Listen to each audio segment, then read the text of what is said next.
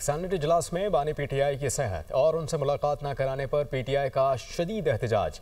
इजलास में बानी से मुलाकात कराओ की नारेबाजी की गई। वफाकी वजीर तारिक फजल चौधरी ने बानी पीटीआई की सेहत से मुतालिक मनफी खबरों की तरदीद कर दी। कहा, भारतीय मीडिया और सोशल मीडिया पर प्रोपोगेंडा जारी है। स्पीकर अयाज सादिक ने हुकूमत और अपोजिशन के दरमियान एक बार फिर मुज़ाकरात की तजवीज़ दे दी।